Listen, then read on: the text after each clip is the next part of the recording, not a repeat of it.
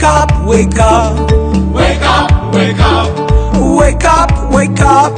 Wake up, wake up. Wake up, wake up. Wake up, wake up.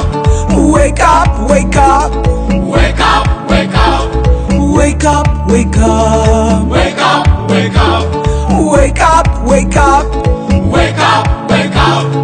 Wake up, wake up. Wake up, wake up. Hello and welcome to Prophetic Sundays on the Dr. Mumbi Show. My name is Dr. Mumbi Saraki. How are you guys doing? How's everything going? I hope whenever you watch this that you are blessed. We are 6 weeks into a brand new year and God is doing amazing and mighty things in us. And you know what they say?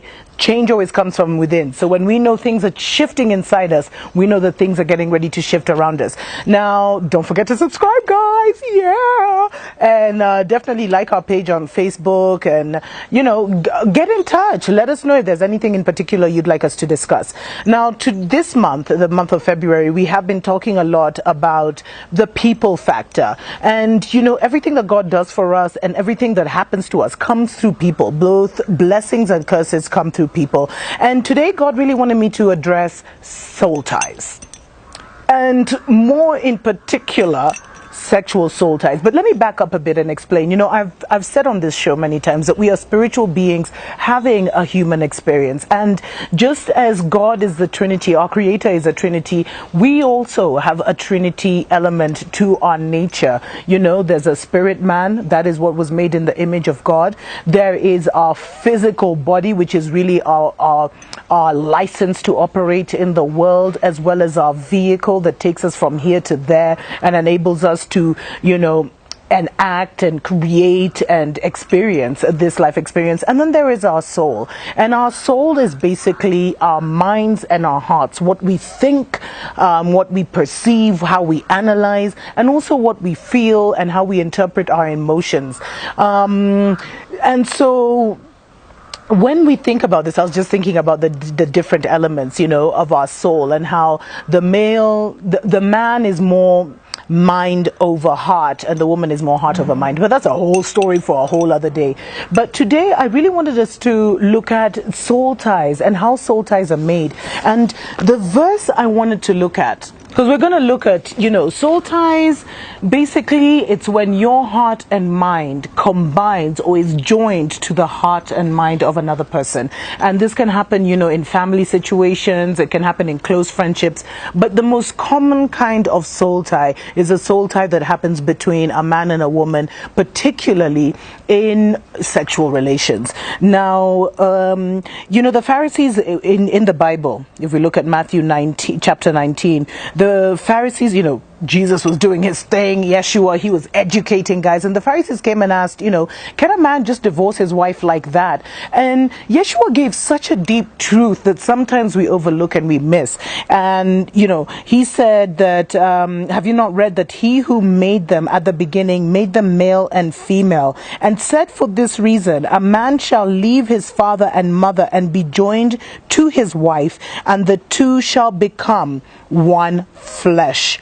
So then they are no longer two, but one flesh. And, most marital unions are not, you don't become joined. How they used to, in the olden days, how they'd know you were married was once you had that first, sexual relation. And so what we find is that all sex is spiritual. And when we have sex with someone, our soul merges with that person, whether we are married to them or not, because, soul ties are created through the sexual union. And so our souls become one with that person who we have sexual relations with. The problem in this day and age is that so many are becoming one with people that they have no idea about, and with more than one partner. So you've merged souls with so many different people in this age of, sexual liberation and casual sex, which doesn't even exist. And what happens is you become attached to other people's, positive and negative traits, positive and negative characteristics. And this is the sexually transmitted information. And if you look deeply in the research, now scientists are starting to say that every time there's like an orgasm or every time there's an ejaculation, 5 GBs of information is transmitted between the man and the woman. And research has also started to show that a lot of women now, these modern day women who, have had multiple sexual relations, a lot of them now, when they give birth, particularly to sons, their sons will have characteristics and even physical traits that reflect previous ex-boyfriends that maybe they dated a year, 2 year, 5 years ago. And this is a problem. If it can actually manifest in our children's behavior, what is this information doing to you and me? And could this information be the reason that there's so many voices in our head? You know the way you'll be like, oh my God, there's so many voices in our head. Could this be the reason that all of a sudden we've gone from being super, joyful people to being depressive? What is the real link between sexual soul ties and our destiny? It's deep, guys. It's much deeper than you think. We'll be right back.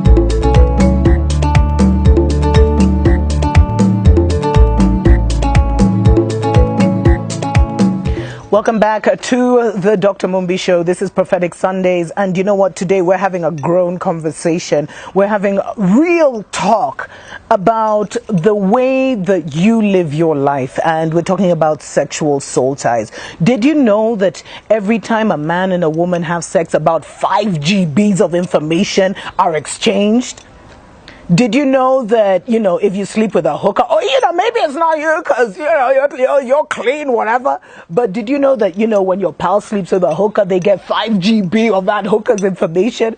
And then the hooker's information mixes with all the other people she slept with. So you're just getting 5 GB of spam from every relationship she's ever had. And that's why we see there's so much confusion in this day and age. And, I feel that, especially when I did my research, my PhD research, which was really on the African culture and who we were as an African people, the greatest deception that has been told to us as an African people is that, our ancestors were promiscuous. They were absolutely not. Sex was held in such a high, esteem, and it's because of this mingling, this soul tie.